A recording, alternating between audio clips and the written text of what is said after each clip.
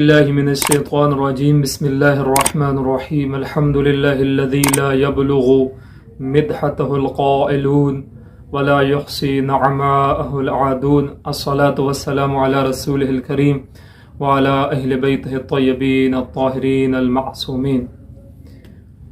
انتہائی واجب العزت واجب القدر برادران عزیز، برادران اسلامی و ایمانی، نہایت قابل احترام سامعین محترم، اللہ تعالیٰ نے انسان کو بہت ہی باکمال خلق کیا ہے، بے پناہ صلاحیتوں سے نوازا ہے، اور انسان تھوڑے وقت میں بہت بڑی منازل طے کر سکتا ہے اگر وہ ڈسپلن کے ساتھ، مینجمنٹ کے ساتھ، نظم و ضبط کے ساتھ اپنے ہدف اور اپنے مقصد کی طرف بڑھتا رہے۔ اور انسان کو بہت بڑا سائنٹسٹ بننے کے لیے، بہت بڑا اسکالر بننے کے لیے کوئی سینکڑوں سال نہیں چاہیے، 50 سال نہیں چاہیے۔ اگر انسان تھوڑے ٹائم میں منظم ہو کر محنت کرے تو وہ تھوڑے عرصے میں بہت بہترین نتائج حاصل کر سکتا ہے، اور اگر 20 سال بھی لگا دے اور اس کی مینجمنٹ اچھی نہ ہو، نظم و ضبط اچھا نہ ہو، ڈھنگ اچھا نہ ہو، تو پھر وہ ویسا کا ویسا ہی رہتا ہے، کوئی خاطر خواہ نتائج سامنے نہیں آتے۔ عزیزان محترم، اس دور میں جو ہم زندگی گزار رہے ہیں، کچھ آفات ہیں جو انسان کو منظم نہیں ہونے دیتی۔ انسان کے اندر نظم و نسق اور ضابطہ حیات جو کہ ایک انسان اور ڈسپلنڈ انسان کو ہونا چاہیے، اس میں وہ مانع ہیں۔ ان میں سے ایک جو بہت ہی بڑی آفت ہے وہ ہے سوشل میڈیا کا غلط استعمال، ناجائز استعمال، بے دریغ استعمال۔ سوشل میڈیا ایک بہت ہی، اس سے ہم پازیٹیو استفادہ بھی کر سکتے ہیں، اس سے ہم بہت ساری انفارمیشنز بھی لے سکتے ہیں، اپنی اسٹڈی کے لیے بھی اس سے ہم مدد لے سکتے ہیں، ہم حالات حاضرہ سے آگاہ ہو سکتے ہیں، ہم اخبار کی بجائے ہم ٹیلی ویژن اسی پہ دیکھ سکتے ہیں سب کچھ۔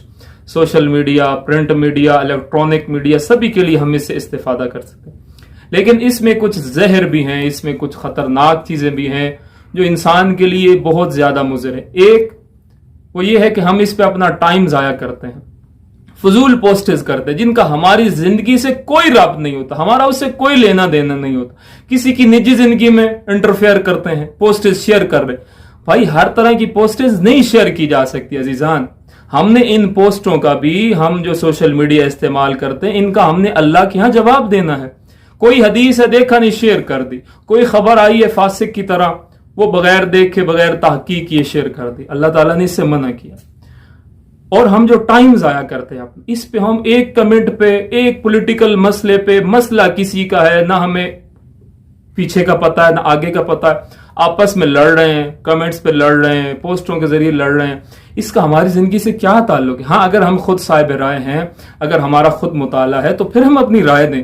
اگر ہمارا کوئی مطالعہ نہیں، ہماری کوئی رائے نہیں ہے، تو ہم جن کاموں کی ہمیں احتیاج ہے ہم ان کی طرف ٹائم گزاریں۔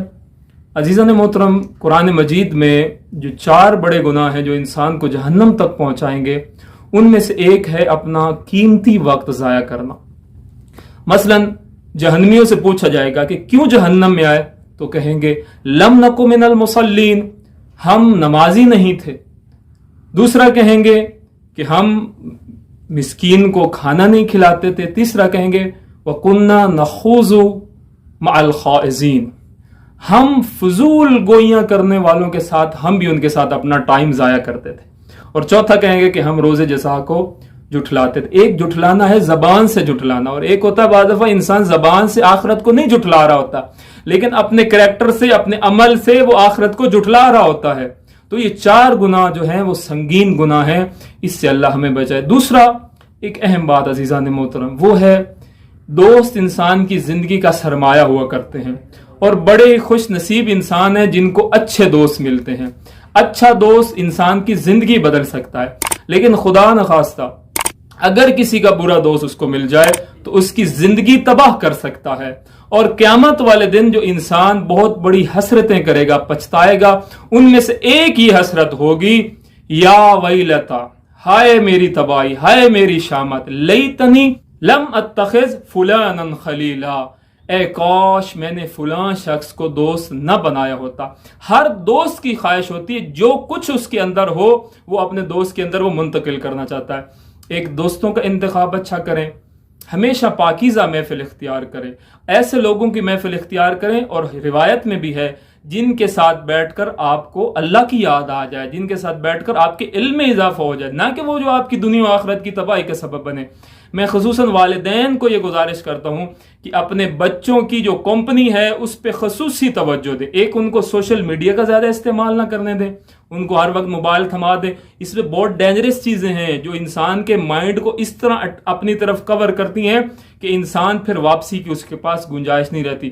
اللہ تعالیٰ مجھے بھی اس حقیر کو جو آپ کی خدمت میں بول رہا ہے اس کو بھی عمل کی توفیق دے، اور جو آپ سن رہے ہیں اس کو بھی اللہ تعالیٰ عمل کی توفیق دے، اور یہ جو اللہ تعالیٰ نے ہمیں زندگی جو ہماری امانت ہے اس کو ہم انشاءاللہ خیانت نہ کریں، اور خدا کے سامنے اور رسول اللہ صلی اللہ علیہ وآلہ وسلم کے سامنے روز قیامت سرخرو ہوں۔ وما علینا الا البلاغ المبین، وصلی اللہ علی رسول الکریم وعلی اہل بیتہ الطیبین الطاہرین المعصومین۔